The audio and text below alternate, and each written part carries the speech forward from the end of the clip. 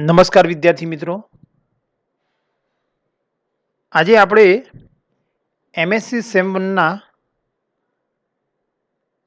CHNN 402ના unit 1 nature of bonding in organic કેમિસ્ટ્રીના કેટલાક અગત્યના MCQ સોલ્વ કરીશું, જે પરીક્ષા માટે ખૂબ જ ઉપયોગી થશે.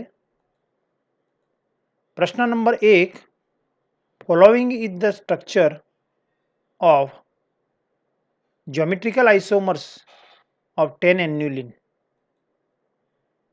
નીચે આપેલ બંધારણ એ 10-annulinના જુદા જુદા જ્યોમેટ્રિકલ આઇસોમર પૈકી કયા જ્યોમેટ્રિકલ એટલે કે ભૌમિતિક સમઘટકનું છે? મોનોટ્રાન્સ, ડાયટ્રાન્સ, ઓલ ટ્રાન્સ કે ઓલ સિસ? 10-annulinના 3 ભૌમિતિક સમઘટકો છે. તે પૈકી આપેલા આ સમઘટકમાં કે જેની અંદર 5 દ્વિબંધ છે, તે પૈકી આ દ્વિબંધ જોઈએ કે જેમાં હાઇડ્રોજન પરમાણુ અંદરની બાજુ દર્શાવેલ છે અને નજીકના કાર્બન પરમાણુ પણ હાઇડ્રોજન પરમાણુ સમતલમાંથી બહારની બાજુએ છે, એટલે કે ચક્રની બહારની બાજુએ છે. આમ બંને હાઇડ્રોજન પરમાણુ ઓપોઝિટ દિશામાં હોવાથી, એટલે કે દ્વિબંધની સામસામેની હોવાથી આ દ્વિબંધ એ ટ્રાન્સ પ્રકારનો થશે. જ્યારે બાકીના 4 દ્વિબંધમાં બંને હાઇડ્રોજન પરમાણુ ઓન ધ સેમ સાઇડ હોવાથી, એટલે કે સિસ હોવાથી, આ સમઘટક એ ટ્રાન્સ સિસ સિસ સિસ સિસ પ્રકારનો અથવા મોનોટ્રાન્સ પ્રકારનો ભૌમિતિક સમઘટક છે તેમ કહી શકાય. એટલે કે પ્રશ્ન 1નો સાચો જવાબ છે ઓપ્શન એ, મોનોટ્રાન્સ. પ્રશ્ન 2, the following geometrical isomer of 10-annuline is nonplanar due to ખાલી જગ્યા સ્ટ્રેન. 10-annulineનો નીચે આપેલ ભૌમિતિક સમઘટક જે બિનસમતલીય છે તે કયા તણાવને લીધે બિનસમતલીય છે? Angle strain, steric strain, angle strain and steric strain કે નન ઓફ ધ એબોવ? આમાંથી એક પણ પ્રકારનો સ્ટ્રેન નહીં. અહીં 10-annulinના આપેલા ભૌમિતિક સમઘટક કે જેની અંદર C1 અને C6 ઉપરના 2 હાઇડ્રોજન પરમાણુ ચક્રની અંદરની બાજુએ છે અને આ C1 અને C6 ઉપરના હાઇડ્રોજન પરમાણુઓના સ્ટેરિક સ્ટ્રેન અવકાશી અવરોધને લીધે આ બંધારણીય એટલે કે આ ભૌમિતિક સમઘટક એ સમતલીયતા ગુમાવે છે અને પરિણામે તેમાં 5 દ્વિબંધ એટલે કે 10 પાઇ ઇલેક્ટ્રોન એટલે કે 4n+2 પાઇ ઇલેક્ટ્રોન હોવા છતાં તે સમતલીય ન હોવાથી તે એરોમેટિક નથી. એટલે કે 10-annulineનો સમઘટક 1 જે અહીં આપેલ છે તે સ્ટેરિક સ્ટ્રેનને લીધે તે પ્લેનર નથી. જ્યારે બાકીના 2 સમઘટકો જોઈએ તો અહીં કાર્બન પરમાણુ sp2 સંકૃત છે, પરિણામે બંધકોણ 120 ડિગ્રીનો હોવો જોઈએ. અહીં ઘટક 1માં બંધકોણ 120 ડિગ્રી જોવા મળે છે, પરંતુ સ્ટેરિક સ્ટ્રેનને લીધે તે સમતલીયતા ગુમાવે છે. જ્યારે સમઘટક 2ની અંદર એંગલ સ્ટ્રેન 120ની જગ્યાએ 144 ડિગ્રી જેટલો જોવા મળે છે, એટલે કે એંગલ સ્ટ્રેનને લીધે સમઘટક 2 એ નોન પ્લેનર છે. જ્યારે સમઘટક 3ની અંદરના હાઇડ્રોજન પરમાણુને લીધે સ્ટેરિક સ્ટ્રેન અને અહીં બંધકોણ 120 ડિગ્રી કરતો મોટો હોવાથી એંગલ સ્ટ્રેનને લીધે પણ તે નોન પ્લેનર છે. એટલે કે અહીં આપેલા 3 સમઘટકો પૈકી સમઘટક 1 ફક્ત સ્ટેરિક સ્ટ્રેનને લીધે, સમઘટક 2 એંગલ સ્ટ્રેન અને સમઘટક 3 એંગલ સ્ટ્રેન અને સ્ટેરિક સ્ટ્રેન એ બંને પ્રકારના તણાવને લીધે બિનસમતલીય છે. એટલે કે અહીં સમઘટક જે આપેલ છે તે સ્ટેરિક સ્ટ્રેનને લીધે બિનસમતલીય હોવાથી પ્રશ્ન 2નો સાચો જવાબ થશે ઓપ્શન બી. પ્રશ્ન 3, which of the following hydrocarbon system have two adjacent star atom? નીચે આપેલા હાઇડ્રોકાર્બન પ્રણાલીમાંથી કયામાં બે નજીકના કાર્બન પરમાણુઓ અથવા બે નજીકના પરમાણુઓ સ્ટાર અથવા અનસ્ટાર છે? Even alternant hydrocarbon, odd alternant hydrocarbon, non alternant hydrocarbon or all. જ્યારે આપેલી કોન્જ્યુગેટેડ હાઇડ્રોકાર્બનની અંદર એકાંતરે કાર્બન પરમાણુને સ્ટાર અને અનસ્ટારથી દર્શાવવામાં આવે ત્યારે જો અહીં સ્ટાર કાર્બન પરમાણુ સ્ટાર કાર્બન સાથે અથવા અનસ્ટાર કાર્બન પરમાણુ અનસ્ટાર કાર્બન પરમાણુ સાથે જોડાયેલો હોય તો તેવી પ્રણાલીને નોન અલ્ટરનન્ટ હાઇડ્રોકાર્બન કહે છે. અહીં આપેલા સાયક્લોપેન્ટાડાઇનાઇલ અહીં 2, 4, 6 અને 7 સાયક્લોહેપ્ટાટ્રાઇનાઇલ કાર્બોકેશન કે જેમાં એ ચક્રીય પ્રણાલી આપેલ છે જે એકી સંખ્યાના કાર્બન પરમાણુઓ ચક્રમાં ધરાવે છે. તેમાં એકાંતરે સ્ટાર અને અનસ્ટાર કાર્બન પરમાણુ દર્શાવીએ તો star, unstar, star, unstar, star, unstar અને સ્ટાર ગમે તે બાજુથી દર્શાવીએ તો બે સ્ટાર કાર્બન પરમાણુઓ એકબીજાની નજીક છે. પરિણામે આ પ્રકારના હાઇડ્રોકાર્બનને નોન અલ્ટરનન્ટ હાઇડ્રોકાર્બન કહે છે. એટલે કે પ્રશ્ન 3નો સાચો જવાબ છે ઓપ્શન સી. પ્રશ્ન 4, which of the following is or are odd alternant hydrocarbons? Carbocation, carbanion, free radical અને ઓલ. કોન્જ્યુગેટેડ હાઇડ્રોકાર્બનની અંદર કાર્બોકેશન, કાર્બેનાયન અને ફ્રી રેડિકલ આ ત્રણેય પ્રકારની સિસ્ટમ એ ઓડ અલ્ટરનન્ટ હાઇડ્રોકાર્બન છે કે જેની અંદર સ્ટાર કાર્બન પરમાણુ અને સ્ટાર કાર્બન પરમાણુ સાથે જોડાયેલો હોય છે અને પ્રણાલીમાં બેકી સંખ્યામાં ઓડ એટલે એકી સંખ્યામાં કાર્બન પરમાણુ હોય છે. તેમાં રેખીય પ્રણાલી, રેખીય પ્રણાલી અને મિક્સ ચક્રીય અને બિનચક્રીય પ્રણાલી હોય છે જેમાં ચક્રમાં બેકી સંખ્યામાં કાર્બન પરમાણુ હોય છે. પરિણામે પ્રશ્ન 4નો સાચો જવાબ થશે ઓપ્શન ડી એટલે કે આપેલ ત્રણેય કાર્બોકેશન, કાર્બેનાયન અને ફ્રી રેડિકલ એ ઓડ અલ્ટરનન્ટ હાઇડ્રોકાર્બન છે. પ્રશ્ન 5, which of the following is or are even alternant hydrocarbon?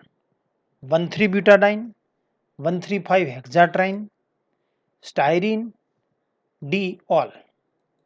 અહીં આપેલા 3 સંયોજનો કે જેની અંદર બેકી સંખ્યામાં કાર્બન પરમાણુઓ હોય અને સ્ટાર કાર્બન પરમાણુ ફક્ત અનસ્ટાર કાર્બન પરમાણુ સાથે જોડાયેલો હોય. બે સ્ટાર કાર્બન પરમાણુઓ કે બે અનસ્ટાર કાર્બન પરમાણુઓ સીધા એકબીજા સાથે જોડાયેલા ના હોય તો તે અલ્ટરનન્ટ હાઇડ્રોકાર્બન છે અને તેમાં બેકી કાર્બન પરમાણુઓ હોય તો તે ઇવન અલ્ટરનન્ટ હાઇડ્રોકાર્બન છે. કારણ કે અલ્ટરનન્ટ હાઇડ્રોકાર્બનને બે પ્રકારમાં વહેંચી શકાય, ઓડ અલ્ટરનન્ટ અને ઇવન અલ્ટરનન્ટ હાઇડ્રોકાર્બન. અહીં 1,3-butadiene અંદર 4 કાર્બન પરમાણુ છે અને એકાંતરે કાર્બન પરમાણુને સ્ટાર અને અનસ્ટારથી દર્શાવીએ તો સ્ટાર, અનસ્ટાર, સ્ટાર, અનસ્ટાર એટલે કે અહીં સ્ટાર કાર્બન પરમાણુ એ અનસ્ટાર કાર્બન પરમાણુ સાથે જોડાયેલો છે. પરિણામે તે અલ્ટરનન્ટ હાઇડ્રોકાર્બન છે અને તેમાં કાર્બન પરમાણુની સંખ્યા બેકી છે. પરિણામે તે ઇવન અલ્ટરનન્ટ હાઇડ્રોકાર્બન છે. 1,3,5-hexatriene કે જેની અંદર 6 કાર્બન પરમાણુ અને એકાંતરે સ્ટાર અને અનસ્ટારથી દર્શાવીએ તો સ્ટાર અનસ્ટાર કાર્બન પરમાણુ સાથે જોડાયેલ છે. બે સ્ટાર કાર્બન પરમાણુ એકબીજાની નજીકમાં નથી. પરિણામે 1,3,5-hexatriene પણ અલ્ટરનન્ટ હાઇડ્રોકાર્બન છે અને તેમાં બેકી સંખ્યામાં કાર્બન પરમાણુ હોવાથી ઇવન અલ્ટરનન્ટ હાઇડ્રોકાર્બન છે. સ્ટાયરીનમાં star, unstar, star, unstar, star, unstar, star અને અનસ્ટાર. એ રીતે એકાંતરે સ્ટાર અનસ્ટાર વડે દર્શાવતો બે સ્ટાર કે અનસ્ટાર કાર્બન પરમાણુ એકબીજાની નજીક નથી. સ્ટાર કાર્બન પરમાણુ અનસ્ટાર કાર્બન પરમાણુ સાથે જોડાયેલો છે અને તેમાં ચક્રના 6 અને ઉપશાખાના 2 એમ ટોટલ 8 પરમાણુઓ કાર્બન પરમાણુ હોવાથી તે ઇવન અલ્ટરનેટ હાઇડ્રોકાર્બન છે. પરિણામે અહીં એ, બી અને સી ત્રણેય ઇવન અલ્ટરનેટ હાઇડ્રોકાર્બનના ઉદાહરણ છે. પરિણામે પ્રશ્ન 5નો સાચો જવાબ થશે ઓપ્શન ડી ઓલ. પ્રશ્ન 6, which of the following is non alternate hydrocarbon? Benzene, naphthalene, azulene અને ડી બેન્ઝાઇલ કાર્બોકેશાયન. કાર્બોકેશાયન, કાર્બેનાયન અને મુક્ત મૂલક એ અલ્ટરનેટ હાઇડ્રોકાર્બન છે અને તેમાં બેન્ઝીન, નેપ્થેલિન અને એઝ્યુલિન પૈકી 3માંથી એક ઓપ્શન શોધવાનો રહ્યો કે જે નોન અલ્ટરનેટ હાઇડ્રોકાર્બન છે. અહીં બેન્ઝીન અને નેપ્થેલિનમાં સ્ટાર કાર્બન પરમાણુ અનસ્ટારની નજીક છે અને તેમાં બેન્ઝીનમાં બેકી સભ્ય ધરાવતું ચક્ર છે. નેપ્થેલિનમાં 2 બેકી સભ્ય ધરાવતા ચક્રો છે. પરિણામે તે બંને અલ્ટરનેટ હાઇડ્રોકાર્બન છે. જ્યારે નોન અલ્ટરનેટ હાઇડ્રોકાર્બનમાં એકી સંખ્યાના ચક્રો હોય છે. અહીં એઝ્યુલિનનું બંધારણ આપ્યું છે જેમાં 7 સભ્યવાળું ચક્ર 5 સભ્યવાળા ચક્ર સાથે જોડાયેલું છે, એટલે કે બેકી સભ્યવાળા ચક્રો છે અને તેમાં કાર્બન પરમાણુને એકાંતરે સ્ટાર અને અનસ્ટારથી દર્શાવીએ તો અહીં star, unstar, star, unstar, star, unstar, star, unstar, star, unstar અને સ્ટાર. આમ બંને ચક્રો વચ્ચેના કોમન કાર્બન પરમાણુઓ એ સ્ટાર કાર્બન પરમાણુ છે. આમ અહીં 2 સ્ટાર કાર્બન પરમાણુ એકબીજાની નજીક છે, બંને એકબીજા સાથે જોડાયેલા છે. પરિણામે તે નોન અલ્ટરનેટ હાઇડ્રોકાર્બન છે. કારણ કે જો 2 સ્ટાર કાર્બન પરમાણુ કે 2 અનસ્ટાર કાર્બન પરમાણુ જો એકબીજા સાથે જોડાયેલા હોય તો તે હાઇડ્રોકાર્બન એ નોન અલ્ટરનેટ હાઇડ્રોકાર્બન થશે. પરિણામે આપેલા 4 પૈકી એઝ્યુલિન એ નોન અલ્ટરનેટ હાઇડ્રોકાર્બન છે. પરિણામે પ્રશ્ન 6નો સાચો જવાબ થશે ઓપ્શન સી. પ્રશ્ન 7, cross conjugation is not possible in the following compound. નીચેનામાંથી કયા સંયોજનમાં ક્રોસ કોન્જ્યુગેશન શક્ય નથી? Benzaldehyde, benzamide, divinylamine and all. અહીં બેન્ઝામાઇડ લઈએ ડાયવિનાઇલેમાઇન, તો ડાયવિનાઇલેમાઇનમાં સેન્ટરથી છેડા તરફ અબંધકારક ઇલેક્ટ્રોન યુગ્મનું ડિલોકલાઇઝેશન થાય છે. જ્યારે પાઈ ઇલેક્ટ્રોન છેડાના કાર્બન પરમાણુ તરફ આવે ત્યારે અહીં વચ્ચેના સેન્ટરમાં રહેલ નાઇટ્રોજન પરમાણુનું છેડા તરફ ડિલોકલાઇઝેશન થાય છે. અહીં નાઇટ્રોજન પરમાણુના અબંધકારક ઇલેક્ટ્રોન યુગ્મનું ડાબી બાજુના છેડા પરના પાઈ ઇલેક્ટ્રોનનું ડિલોકલાઇઝેશન થાય તો પણ નાઇટ્રોજન પરના પાઈ અબંધકારક ઇલેક્ટ્રોન યુગ્મનું તે કાર્બન પરમાણુ તરફ ડિલોકલાઇઝેશન થાય છે. જો જમણી બાજુના છેડા તરફના પાઈ ઇલેક્ટ્રોનનું ડિલોકલાઇઝેશન થાય તો પણ અહીં અબંધકારક ઇલેક્ટ્રોન યુગ્મનું ઇલેક્ટ્રોન ઉણપ ધરાવતા ધનભારિત કાર્બન તરફ અબંધકારક ઇલેક્ટ્રોન યુગ્મનું ડિલોકલાઇઝેશન થાય છે. આમ ડિલોકલાઇઝેશનની દિશા ઉલટી છે, બંને દિશામાં થાય છે, જેને ક્રોસ કોન્જ્યુગેશન કહે છે. એટલે કે ડાયવિનાઇલેમાઇનમાં ક્રોસ કોન્જ્યુગેશન શક્ય છે. તે જ રીતે બેન્ઝામાઇડમાં જ્યારે કાર્બન ઓક્સિજન વચ્ચેના પાઈ ઇલેક્ટ્રોનનું ઓક્સિજન પરમાણુ ઉપર સ્થાનાંતર થાય છે ત્યારે કાર્બન ધન વીજભારિત બને છે અને પરિણામે તેની નજીકમાં રહેલા NH2 સમૂહનો નાઇટ્રોજન ઉપરના અબંધકારક ઇલેક્ટ્રોન યુગ્મનું કે બેન્ઝીન ચક્રના પાઈ ઇલેક્ટ્રોનનું ડિલોકલાઇઝેશન કાર્બન પરમાણુ તરફ થઈ શકે છે.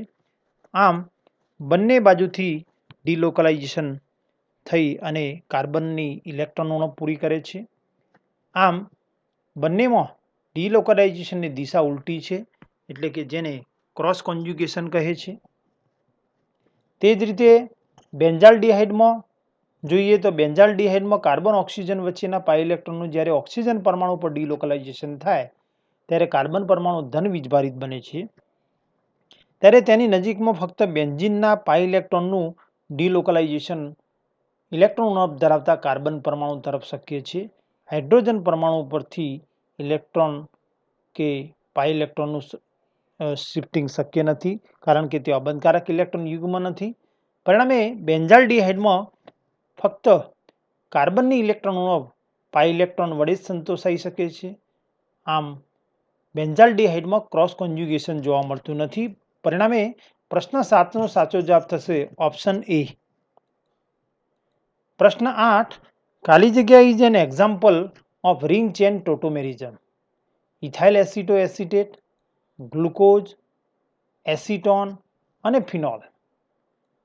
અહીં રિંગ ચેન ટોટોમેરિઝમ કે જેમાં પરમાણુનું સ્થાનાંતર થાય છે એક પોલીવેલેન્ટ એટમથી બીજા પોલીવેલેન્ટ એટમ ઉપર, અને ત્યારે બંને બંધારણીય સમઘટકો એકબીજાના સંતુલનમાં હોય છે, ડાયનેમિક ઇક્વિલિબ્રિયમમાં હોય છે, અને ત્યારે એક મુક્ત શૃંખલાવાળું અને એક ચક્રીય બંધારણ ઉત્પન્ન થતું હોય તો એવા પ્રકારના ટોટોમેરિઝમને રિંગ ચેન ટોટોમેરિઝમ કહે છે. અહીં ઇથાઇલ એસિટો એસિટેટ, એસિટોન અને ફિનોલમાં આવું રિંગ ચેન ટોટોમેરિઝમ એટલે કે એક ટોટોમર ચક્રીય અને બીજો ઓપન ચેન એ સાયક્લિક એ પ્રકારનું ટોટોમેરિઝમ જોવા મળતું નથી. જ્યારે ગ્લુકોઝમાં C1 કાર્બન પરમાણુ પર આલ્ડીહાઇડ સમૂહ છે અને આ આલ્ડીહાઇડમાં કાર્બન ઓક્સિજન વચ્ચે દ્વિબંધ છે. અહીં C5 કાર્બન ઉપરથી હાઇડ્રોજન જો C1 કાર્બન પરમાણુ ઉપર સ્થાનાંતર થાય તો C1 અને C5 કાર્બન પરમાણુ વચ્ચે ચક્રીય રચના બને છે, અને અહીં C1 કાર્બન ઉપર ઓક્સિજન પરમાણુનો દ્વિબંધ દૂર થાય છે. આમ અહીં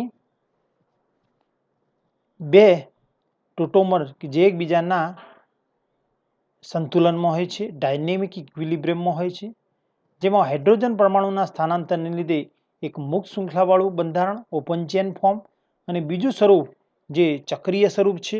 પરિણામે આ પ્રકારના ટોટોમેરિઝમને રિંગ ચેન ટોટોમેરિઝમ તરીકે ઓળખવામાં આવે છે. એટલે કે આપેલા 4 પૈકી ગ્લુકોઝમાં રિંગ ચેન ટોટોમેરિઝમની ઘટના જોવા મળે છે. પરિણામે પ્રશ્ન 8નો સાચો જવાબ થશે ઓપ્શન બી. પ્રશ્ન 9, which of the following equilibrium is or are example of valence tautomerism. નીચે આપેલા ઉદાહરણો પૈકી કયું વેલેન્સ ટોટોમેરિઝમનું ઉદાહરણ છે? વેલેન્સ ટોટોમેરિઝમમાં પરમાણુનું સ્થાનાંતર થતું નથી, ફક્ત વેલેન્સ ઇલેક્ટ્રોન સંયોજકતા ઇલેક્ટ્રોનનું સ્થાનાંતર થાય છે, અને સંયોજકતા ઇલેક્ટ્રોનના સ્થાનાંતરને લીધે બે બંધારણીય સમઘટકો ઉદ્ભવે છે જે એકબીજાના ગતિકીય સંતુલનમાં હોય છે. અહીં આપેલા ઉદાહરણ નંબર 1માં કોઈ પરમાણુનું સ્થાનાંતર થયેલું નથી, ફક્ત સંયોજકતા ઇલેક્ટ્રોનનું સ્થાનાંતર થયેલ છે. એ જ રીતે ઓપ્શન બીમાં આપેલ ઉદાહરણમાં કે જેમાં કોઈ પરમાણુનું સ્થાનાંતર થયેલું નથી, પરમાણુનું સ્થાન બંને સમઘટકોમાં સમાન છે, પરંતુ ડાબી બાજુના સમઘટક 1માં ફક્ત એક ચક્ર છે, જ્યારે તેમાં સંયોજકતા ઇલેક્ટ્રોનનું સ્થાનાંતર થાય છે ત્યારે બે ચક્રો ધરાવતો સમઘટક ટોટોમર મળે છે. અહીં પણ પરમાણુનું સ્થાનાંતર થયેલ નથી, ફક્ત સંયોજકતા ઇલેક્ટ્રોનનું સ્થાનાંતર થાય છે. તે જ રીતે ઓપ્શન સીમાં પણ પરમાણુનું સ્થાનાંતર થવાને બદલે ફક્ત સંયોજકતા ઇલેક્ટ્રોનનું સ્થાનાંતર થવાથી બે સ્વરૂપો બને છે જે એકબીજાના ગતિકીય સંતુલનમાં હોય છે. પરિણામે ઓપ્શન બી, એ, બી અને સી ત્રણેયમાં આપેલા ઉદાહરણો ગતિકીય સંતુલનો એ વેલેન્સ ટોટોમેરિઝમના ઉદાહરણ છે. પરિણામે પ્રશ્ન 9નો સાચો જવાબ થશે ઓપ્શન ડી, ઓલ. પ્રશ્ન 10, મુવમેન્ટ ઓફ ખાલી જગ્યા is or are occur in keto enol tautomerism. Keto enol ટોટોમેરિઝમમાં કોનું સ્થાન બદલાય છે proton, double bond, proton and double bond, proton and triple bond. Keto enol ટોટોમેરિઝમમાં કીટો અને ઇનોલ સ્વરૂપ એકબીજાના ગતિકીય સંતુલનમાં હોય છે. અહીં ઉદાહરણ તરીકે એસિટોન લઈએ તો એસિટોનમાં પોલીવેલેન્ટ કાર્બન પરમાણુ પરથી પોલીવેલેન્ટ ઓક્સિજન પરમાણુ પર હાઇડ્રોજન પરમાણુનું સ્થાનાંતર થાય છે. અહીં જ્યારે હાઇડ્રોજન પરમાણુ ઓક્સિજન ઉપર સ્થાનાંતર થાય ત્યારે કાર્બન ઓક્સિજન વચ્ચેનો દ્વિબંધ એ બે કાર્બન પરમાણુ વચ્ચે સ્થાનાંતરિત થાય છે. આમ અહીં પ્રોટોન અને દ્વિબંધના સ્થાનાંતરથી કીટો ઇનોલ ટોટોમેરિઝમની ઘટના જોવા મળે છે, જેમાં કીટોનિક ફોર્મમાં સી ડબલ બોન્ડો કીટો સમૂહ હોય છે, જ્યારે ઇનોલ સ્વરૂપમાં OH અને દ્વિબંધ હોવાથી તેને ઇનોલ સ્વરૂપ તરીકે ઓળખવામાં આવે છે. આમ અહીં પ્રોટોન અને ડબલ બોન્ડની મૂવમેન્ટ શિફ્ટિંગ જોવા મળે છે. પરિણામે પ્રશ્ન 10નો સાચો જવાબ થશે ઓપ્શન સી, પ્રોટોન અને double bond. Thank you for watching.